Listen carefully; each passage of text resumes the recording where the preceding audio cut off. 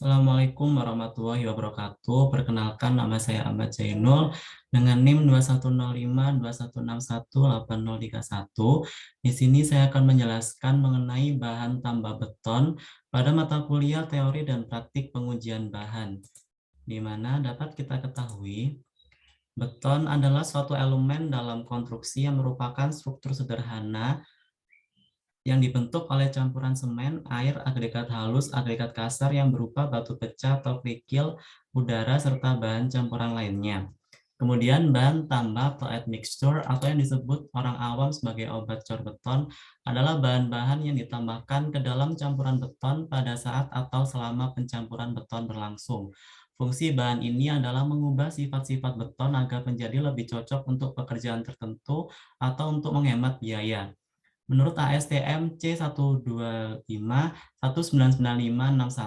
Standard Definition of Terminology Relating to Concrete and Concrete Aggregates, dalam ACI SP19, Cement and Concrete Terminology, admixture didefinisikan sebagai material selain agregat air dan semen hidrolik yang dicampur dengan beton atau mortar yang ditambahkan sebelum atau selama pengadukan berlangsung.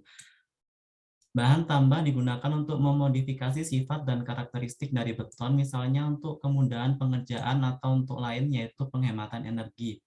Di Indonesia, bahan tambah telah banyak digunakan. Bahan tambah yang digunakan harus memenuhi ketentuan yang diberikan SNI. Untuk bahan kimia harus memenuhi ASTM C494, Standard Specification for Chemical Admixture for Concrete. Kemudian, tujuan penggunaan bahan tambah beton. Yang pertama, menambah sifat mudah pengerjaan tanpa menambah kandungan air, kemudian menghambat atau mempercepat waktu pengikat awal campuran beton, mengurangi atau mencegah penurunan atau perubahan volume, mengurangi segregasi, mengembangkan dan meningkatkan sifat penetrasi dan pemompaan beton segar, mengurangi kehilangan nilai SLAM, menghambat dan mengurangi panas selama proses pengerasan awal atau beton muda, mempercepat laju pengembangan kekuatan beton pada umur muda, menambah kekuatan beton, menambah sifat kawetan beton, ketahanan dari gangguan luar termasuk serangan garam-garam sulfat, mengurangi kapilaritas air, mengurangi sifat permeabilitas, mengontrol pengembangan yang disebabkan oleh reaksi alkali dari alkali termasuk alkali dalam agregat, kemudian menghasilkan struktur beton yang baik, menghasilkan warna tertentu pada beton atau mortar.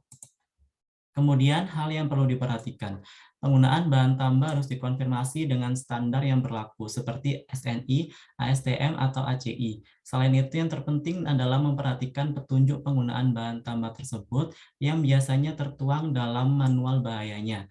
Beberapa evaluasi yang perlu dilakukan jika menggunakan bahan tambah.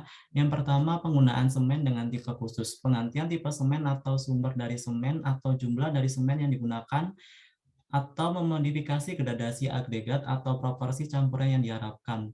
Kemudian penggunaan satu atau lebih bahan tambah. Banyak bahan tambah mengubah lebih dari sifat beton sehingga justru akan menyebabkan kerugian. Efek bahan tambah sangat nyata untuk mengubah karakteristik beton, misalnya faktor air semen, tipe dan gradasi agregat tipe, dan lama pengadukan. Kemudian jenis-jenis bahan tambah beton. Secara umum bahan tambah yang digunakan dalam beton dapat dibedakan menjadi dua, yaitu bahan tambah yang bersifat kimiawi atau chemical admixture dan bahan tambah yang bersifat mineral atau adiktif. Kemudian admixture ditambahkan saat pengadukan dan atau saat pelaksanaan pengecoran atau flashing sehingga lebih banyak digunakan untuk memperbaiki kinerja pelaksanaan. Sedangkan adiktif bersifat mineral ditambahkan pada saat pengadukan dilaksanakan. Lebih bersifat penyemanan, lebih banyak digunakan untuk memperbaiki kinerja kekuatannya. Kemudian kita membahas mengenai bahan tambah kimia atau admixture. Menurut ASTM C494 dan Pedoman Beton 1989, SKBI 1.4.53.1989, jenis bahan tambah kimia dibedakan menjadi 7 tipe bahan tambah. Pada dasarnya suatu bahan tambah harus mampu memperlihatkan komposisi dan untuk kerja yang sama sepanjang waktu pengerjaan selama beton tersebut digunakan dalam campuran beton sesuai dengan pemilihan proporsi betonnya. Yang pertama ada tipe A, water reduction admixtures, yaitu bahan tambah yang mengurangi air kecampur yang diperlukan untuk menghasilkan beton dengan konsistensi tertentu. Water reduction admixture digunakan antara lain dengan tidak mengurangi kadar semen dan nilai selam untuk memproduksi beton dengan nilai perbandingan atau rasio faktor air semennya yang lebih rendah, atau dengan tidak merubah kadar semen yang digunakan. Dengan faktor air semen yang tetap, maka nilai selam yang dihasilkan dapat lebih tinggi. Hal ini dimaksudkan dengan mengubah kadar semen tetapi tidak merubah faz dan selam. Pada kasus pertama, dengan mengurangi faz secara tidak langsung akan meningkatkan kekuatan tekannya, karena dalam banyak kasus, faz yang rendah meningkatkan kuat tekan beton. Pada kasus kedua, tingginya nilai selam yang didapat akan memudahkan penuangan andukan atau flashing. Waktu penuangan andukan dapat diperlambat. Pada kasus ketiga, dimaksudkan untuk mengurangi biaya karena penggunaan semen yang kecil. Kemudian hal-hal yang diperhatikan dalam penggunaan bahan tambah ini adalah air yang dibutuhkan, kandungan air, konsistensi, bleeding, dan kehilangan air pada saat beton segar. Laju pengerasan, kuat tekan dan lentur, perubahan volume, susut pada saat pengeringan. Berdasarkan hal tersebut, penting untuk melakukan pengujian sebelum pelaksanaan pencampuran terhadap bahan tambah tersebut. Kemudian ada komposisi dari plasticizer diklasifikasikan secara umum menjadi 5 kelas. Yang pertama, asam lignosulfonik dan kandungan garam-garam, kemudian modifikasi dan turunan asam lignosulfonik dan kandungan garam, kemudian hydroxylated carbolic acids dan kandungan garamnya, kemudian modifikasi dari hydroxylated carboxylic acids dan kandungan garamnya. Kemudian berdasarkan persentase pengurangan jumlah air, plasticizer atau water reducer dibedakan menjadi 3 macam. Yang pertama, normal water reducer, yaitu penggunaan jenis ini mampu mengurangi air antara 5-10%. Kemudian yang kedua, mid-range water reducer, penggunaan jenis ini mengurangi antara 10-15%. Kemudian high range water reducer, jenis ini biasa disebut super plasticizer, mampu mengurangi air antara 20-40%. Kemudian bahan tambah ini pada umumnya mengurangi pemakaian air sebanyak 5% sampai 12% dari pemakaian pada desain mix beton normal. Penggunaan bahan tambah ini harus memperhatikan pengaruhnya pada waktu ikat beton segar yang pada umumnya akan menjadi lebih cepat dari beton normal. Pelaksanaan finishing harus dipersiapkan dengan baik supaya tidak terlambat dimulai dan diselesaikannya. Kemudian terdapat contoh produk plasticizer yaitu Plastimen NS, di mana produk ini dikeluarkan oleh Sika dengan bahan dasar polimer padat. Plastimen NS memenuhi standar ASTM C494 tipe A dan AAS-HTO M194 tipe A, di mana Plastimen NS ini direkomendasikan untuk digunakan pada aplikasi beton kualitas tinggi dengan peningkatan kuat tekan awal dan waktu ikatan normal. Produk ini dapat mengurangi air sebanyak 10% untuk memperoleh beton yang mudah dikerjakan dengan kuat tekan dan kuat lentur yang lebih tinggi. Dosis yang digunakan adalah 130-265 ml untuk tiap 100 kg semen. Kemudian ada Visconsert 4156 merupakan produk Sika yang digunakan sebagai high range water reducer dan super plasticizer, di mana produk ini telah memenuhi syarat ASTM C494 tipe A dan F. Bahan tambah ini dapat digunakan dengan dosis rendah untuk mengurangi air antara 10-15%, dan apabila digunakan dengan dosis tinggi mampu mengurangi air hingga 40%. Produk ini dapat digunakan untuk self compacting concrete atau SCC karena dapat memberikan workabilitas yang tinggi, di mana produk ini mengandung formaldehid dan kalsium klorida serta tidak menyebabkan korosi pada tulangan baja. Untuk tujuan umum, dosis yang direkomendasikan sebanyak 195-520 ml per 100 kg semen. Apabila diinginkan pengurangan air secara maksimum, dosisnya dapat mencapai 780 ml per 100 kg semen. Kemudian untuk tipe B atau retarding admixture, di mana merupakan bahan tambah yang berfungsi untuk menghambat waktu pengikatan beton.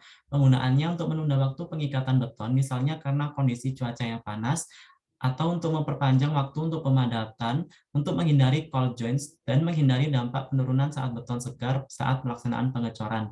Bahan tambah dengan fungsi retarding digunakan dengan tujuan utama menunda waktu initial dan final setting dari andukan beton segar, dan mempertahankan workability beton pada cuaca panas. Pada umumnya digunakan jika pelaksanaan pengecoran mempunyai tingkat kesulitan cukup tinggi sehingga memerlukan waktu pelaksanaan yang lebih lama dari waktu setting beton normal, lokasi batching plant yang cukup jauh, kondisi lalu lintas yang dilalui oleh mobil mixture tidak lancar, pengecoran dengan kondisi cuaca panas yang berpotensi mengakibatkan kehilangan kelembapan lebih cepat, proses finishing yang memerlukan waktu yang lebih lama sehingga waktu setting beton yang lebih lama diperlukan.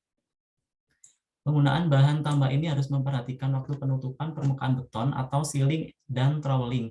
Tidak boleh terburu-buru karena proses initial setting dan bleeding yang lebih lambat dari beton normal, supaya memastikan proses bleeding sudah sepenuhnya selesai sebelum dilakukan penutupan permukaan beton. Efek dari penggunaan retarding admixture yang perlu diwaspadai antara lain, beberapa retarder mempunyai sifat menimbulkan gelembung utara dalam beton, kemudian beberapa retarder juga menyebabkan kehilangan selam yang lebih cepat walaupun menyebabkan waktu setting yang lebih lambat, memperbesar resiko susut, pengeringan, dan rangka yang lebih tinggi. Kemudian ada tipe C atau accelerating admixture, di mana bahan tambah yang berfungsi untuk mempercepat pengikatan dan pengembangan kekuatan awal beton. Bahan ini digunakan untuk mengurangi lamanya waktu pengeringan atau hidrasi dan mempercepat pencapaian kekuatan awal beton. Accelerating admixture yang paling terkenal adalah kalsium klorida. Dosis maksimum adalah 2% dari berat semen yang digunakan. Bahan tambah dengan fungsi accelerating digunakan dengan tujuan utama mendapatkan kekuatan awal yang lebih tinggi pada beton yang dikerjakan. Misalkan, jika elemen struktur beton yang diperlukan untuk segera dibebani oleh pekerjaan berikutnya dalam kaitan dengan waktu pelaksanaan yang ketat. Penggunaan bahan tambah ini harus memperhatikan kadar ion klorida terlarut dalam beton keras yang diisyaratkan. Tidak boleh terlewati karena beresiko menimbulkan korosi pada besi atau baja tulangan. Bahan tambahan yang digunakan antara lain NaNO3, CaCi2, dan CaNO32 untuk mencegah terjadinya karat pada tulangan karena penggunaan klorida, disarankan menggunakan nitrat atau Na. Penggunaan bahan tambah ini harus memperhatikan dengan seksama waktu setting yang lebih cepat dan curing yang dilakukan harus sesempurna mungkin untuk mencapai kekuatan awal yang diinginkan lebih tinggi. Kemudian ada tipe D atau Water Reducer Retarder (WRR), bahan kimia tambahan berfungsi ganda yaitu untuk mengurangi air dan memperlambat proses ikatan. Pengaruhnya pada beton adalah kekuatan tekan, setting time, di mana retarder menghambat setting time beton. Kemudian tipe E, Water Reducer Accelerator, bahan tambah dengan fungsi water reducing plus accelerating digunakan dengan tujuan mendapatkan efek kekuatan awal yang lebih tinggi dan bahan tambah accelerating saja. Penggunaan bahan tambah ini pada umumnya tidak mengubah kadar semen dan komposisi agregat yang digunakan pada desain mix untuk beton normal yang direncanakan. Bahan kimia tambahan berfungsi ganda yaitu untuk mengurangi air dan mempercepat proses ikatan, di mana memiliki pengaruh pada beton. Yang pertama untuk kekuatannya. Pada saat akselerator mencapai peningkatan kekuatan awal beton, pengaruh kekuatan beton dapat diabaikan. Jika bahan water reducing dicampur akselerator, kekuatan jangka panjang akan dapat berhubungan langsung dengan penurunan rasio air semen. Setting time. Setting time beton yang mengandung akselerator lebih pendek daripada beton biasa yang tidak mengandung akselerator. Pengaruh kalsium klorida pada setting time lebih besar daripada kalsium format. Workability. Baik kalsium klorida dan kalsium format memberikan sedikit peningkatan dalam workabilitas. Peningkatan yang lebih besar dalam workabilitas dapat diperoleh dengan kombinasi akselerator dengan bahan water reducing. Air entrainment, hampir semua akselerator tidak mengandung derajat air entrainment. Bleeding, admixture akselerator tidak mempengaruhi bleeding. Panas hidrasi, akselerator meningkatkan tingkatan panas yang dihasilkan dan memberikan kenaikan temperatur yang lebih besar daripada campuran bahan biasa. Total panas hidrasi tidak mempengaruhi. Perubahan volume. Kalsium klorida meningkatkan creep maupun drying shrinkage. Kalsium format meningkatkan drying shrinkage, tetapi data yang ada menunjukkan ada sedikit pengaruh pada creep. Durability. Kalsium klorida mempunyai kemampuan memecahkan passivity alamiah yang diberikan beton dengan menggunakan semen Portland. Dengan demikian akan memperbesar korosi pada baja atau logam tertanam. Kemudian ada tipe F atau High-Rank Water Reducer Superplasticizer, bahan kimia yang berfungsi mengurangi air sampai 12% atau bahkan lebih. Dengan pemakaian bahan tambahan ini diperlukan adukan dengan faktor air semen yang lebih rendah pada nilai kekentalan adukan yang sama, atau diperoleh adukan dengan kekentalan lebih encer dengan faktor air semen yang sama, sehingga kuat tekan beton akan lebih tinggi, di mana zat-zat polimer organik yang dapat larut dalam air yang telah dipersatukan dengan menggunakan proses polimerisasi yang kompleks untuk menghasilkan molekul-molekul panjang dari massa molekuler yang tinggi. Molekul-molekul panjang ini akan membungkus diri, mengelilingi partikel semen, dan memberikan pengaruh negatif yang tinggi sehingga antar partikel semen akan saling menjauh dan menolak. Hal ini akan menimbulkan pendispersian partikel semen sehingga mengakibatkan keenceran adukan, dan meningkatkan workabilitas. Kemudian, penggunaan superplastizer untuk beton mutu tinggi secara umum sangat berhubungan dengan pengurangan jumlah air dalam campuran beton. Pengurangan ini tergantung dari kandungan air yang digunakan, dosis, dan tipe dari superplastizer yang dipakai menurut L.J. Parrott pada 1998. Kemudian, superplastizer tidak akan menjadikan encer semua campuran beton dengan sempurna. Oleh karenanya, campuran harus direncanakan untuk disesuaikan. Untuk meningkatkan workability campuran beton, penggunaan dosis superplastizer secara normal berkisar antara 1-3 liter tiap 1 meter kubik beton. Larutan ini terdiri dari 40% material aktif. Ketika digunakan untuk mengurangi jumlah air, dosis yang digunakan adalah lebih besar, 5-20 liter tiap 1 meter kubik beton. Menurut Edward Gianelli, pada 1996, superplasticizer dibedakan menjadi 4 jenis, di mana yang pertama, kondensasi sulfonat melamin formaldehid atau SMF dengan kandungan klorida sebesar 0,005%. Yang kedua, sulfonat naftalin formaldehid atau SNF dengan kandungan klorida yang dapat diabaikan. Kemudian modifikasi iinosulfonat tanpa kandungan klorida. Yang keempat, carbohyl akryl ester copolymer. Keempat jenis bahan tambah ini terbuat dari sulfonat organik dan disebut superplasticizer karena bahan ini dapat mengurangi air pada campuran beton, sementara selam beton bertambah sampai 8 in atau 208 mm atau lebih. Kemudian tipe G, High-Rank Water Reducer, bahan kimia tambahan berfungsi ganda yaitu untuk mengurangi air dan mempercepat proses ikatan dan pengerasan beton.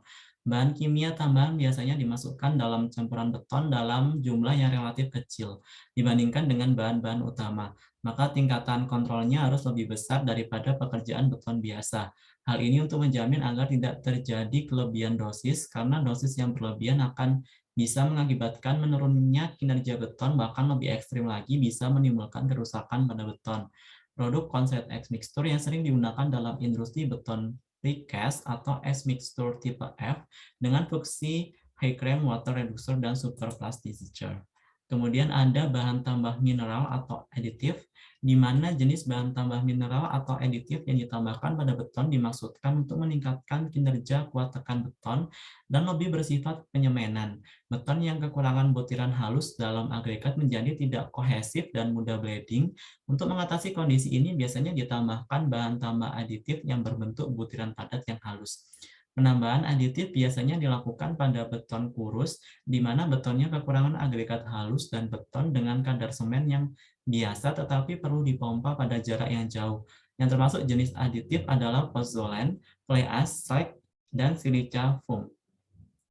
Beberapa keuntungan penggunaan bahan tambah mineral menurut Kane adalah memperbaiki kinerja workability, mengurangi panas hidrasi, mengurangi biaya pekerjaan beton, mengurangi daya tahan terhadap serangan sulfat, mempertinggi daya tahan terhadap serangan reaksi alkali silika, mempertinggi usia beton, mempertinggi kuat tekan beton, mempertinggi keawetan beton, mengurangi penyusutan, dan juga mengurangi porositas dan daya serap air dalam beton. Bahan mineral pembantu saat ini banyak ditambahkan ke dalam campuran beton dengan berbagai tujuan, antara lain untuk mengurangi pemakaian semen, mengurangi temperatur akibat reaksi hidrasi, mengurangi atau menambah kelecekan beton segar. Cara pemakaiannya pun berbeda-beda, sebagai bahan pengganti, sebagian semen, atau sebagai tambahan pada campuran untuk mengurangi pemakaian agregat. Pembuatan beton dengan menggunakan bahan tambah akan memberikan kualitas beton yang baik apabila pemilihan kualitas bahannya baik, komposisi campurannya sesuai, dan metode pelaksanaan pengecoran, pemeliharaan, serta perawatannya baik. Bahan tambah mineral ini merupakan bahan padat yang dihaluskan yang ditambahkan untuk memperbaiki sifat beton agar beton mudah dikerjakan dan kekuatan serta keawetannya meningkat. Yang pertama ada abu terbang batu bara atau fly ash. Menurut ASTM C168, abu terbang didefinisikan sebagai butiran halus hasil residu pembakaran batu bara atau bubuk batu bara. Abu terbang dapat dibedakan menjadi dua, yaitu abu terbang yang normal yang dihasilkan dari pembakaran batu bara antrasit atau batu bara bituminous, dan abu terbang kelas C yang dihasilkan dari batu bara kelas lignit atau subimetemeous. Abu terbang kelas C kemungkinan mengandung kapur atau lem lebih dari 10% beratnya. Kandungan kimia abu terbang tercantum dalam tabel ASTM C.61895. Pada STMC 618 ditetapkan dua jenis clay es, yaitu clay es kelas F dan clay es kelas C. Perbedaan utama di antara dua jenis clay es ini adalah jumlah kalsium, silika, aluminium, dan kadar besi. Sifat kimia dari clay es tersebut sangat dipengaruhi oleh kandungan kimia dari batu bara dibakar, yaitu antrasit, bituminous, dan lignit. Hasil pengujian yang dilakukan oleh Pond dan kawan-kawan memperlihatkan dua pengaruh abu terbang di dalam beton, yaitu sebagai agregat halus dan sebagai pozzolan. Selain itu, abu terbang di dalam beton menyumbang kekuatan yang lebih baik dibandingkan pada pasta abu terbang dalam komposisi yang sama. Ini diperkirakan lekatan antara permukaan pasta dan agregat di dalam beton. Kawan-kawan mendapatkan markabilitas meningkatkan ketika sebagian semen diganti oleh abu terbang. Beton yang mengandung 10% abu terbang memperlihatkan kekuatan awal lebih tinggi yang diikuti perkembangan yang signifikan kekuatan selanjutnya. Kekuatan meningkat 20% dibanding beton tanpa abu terbang. Penambahan abu terbang menghasilkan peningkatan kekuatan tarik langsung dan modulus elastis. Kontribusi abu terbang terhadap kekuatan didapati sangat tergantung kepada faktor air semen, jenis semen, dan kualitas abu terbang itu sendiri. Hasil-hasil pengujian menunjukkan bahwa abu terbang memiliki porositas rendah dan partikelnya halus. Bentuk partikel abu terbang adalah bulat dengan permukaan halus, di mana hal ini sangat baik untuk workabilitas karena akan mengurangi permintaan air atau superplastic discharge. Kemudian ada slag. Slag merupakan hasil residu pembakaran tanur tinggi. Definisi slag menurut ASTM C.1989 Standard Specification for Ground Granulated Blast Furnace Slag for use in concrete and mortar adalah produk non-metal yang merupakan material berbentuk halus, granular hasil pembakaran yang kemudian didinginkan, misalnya dengan mencelupkannya ke dalam air. Menurut Lewis, keuntungan penggunaan slag dalam pencampuran beton adalah mempertinggi kekuatan beton karena kecenderungan lambatnya kenaikan kuat tekan, menaikkan ratio atau kelenturan dan kuat tekan, mengurangi variasi kuat tekan, mempertinggi ketahanan terhadap sulfat dalam air laut, mengurangi serangan alkali silika, mengurangi panas hidrasi dan menurunkan suhu, memperbaiki penyelesaian akhir dan memberi warna pada beton, memperbaiki keawetan karena pengaruh perubahan volume, mengurangi porositas dan serangan klorida. Kemudian ada silika foam. Menurut ASTM C12495, Specification for Silica Foam for use in hydraulic, cement, concrete, and mortar. Silika foam adalah material pozzolan yang bagus, di mana komposisi silika lebih banyak yang dihasilkan dari tanur tinggi atau sisa produksi silikon atau alloy besi silikon, dikenal dengan gabungan antara mikrosilika dengan silika foam. Penggunaan silika foam dalam campuran beton dimaksudkan untuk menghasilkan beton dengan kekuatan tekan yang tinggi, misalnya untuk kolom struktur, dinding geser, precast, atau beton prategang, dan beberapa keperluan lainnya. Kriteria beton berkekuatan tinggi sekitar 50-70 MPa pada umur 28 hari. Penggunaan silika foam berkisar 0-30%. Untuk memperbaiki karakteristik kekuatan dan keawetan beton dengan faktor air semen sebesar 0,34, DAPS 0,28 dengan atau tanpa superplastic discharge dan nilai slumnya 50 mm. Kemudian ada penghalus gradasi atau finely diluted mineral admixtures, dan ini merupakan mineral yang dipakai untuk memperhalus perbedaan-perbedaan pada campuran beton dengan memberikan ukuran yang tidak ada atau kurang dalam agregat. Selain itu juga dapat dipergunakan untuk menaikkan mutu beton yang akan dibuat. Kegunaan lainnya adalah mengurangi permeabilitas atau ekspansi dan juga mengurangi biaya produksi beton. Contoh bahan ini adalah kapur hidrolis, semen slag, fly ash, pozzolan alam yang sudah menjadi kapur atau mentah. Kemudian selain bahan tambah mineral dan juga bahan tambah kimia, terdapat bahan tambah lainnya seperti air entraining. Bahan tambah ini membentuk gelombang udara berdiameter 1 mm atau lebih kecil selama pencampuran beton atau mortar, dengan maksud mempermudah pengecoran beton pada saat pengecoran dan menambahkan ketahanan awal pada beton. Hampir semua bahan air entraining admixture berbentuk cair, tetapi ada juga yang berbentuk serbuk, lapisan-lapisan, dan gumpalan. Banyaknya bahan tambah yang digunakan tergantung pada gradasi agregat yang digunakan. Semakin halus agregat, semakin besar prosentase bahan tambah yang digunakan. Kemudian ada beton tanpa selam. Beton tanpa selam didefinisikan sebagai beton yang mempunyai selam sebesar 1 inci atau 25,4 atau kurang sesaat setelah pencampuran.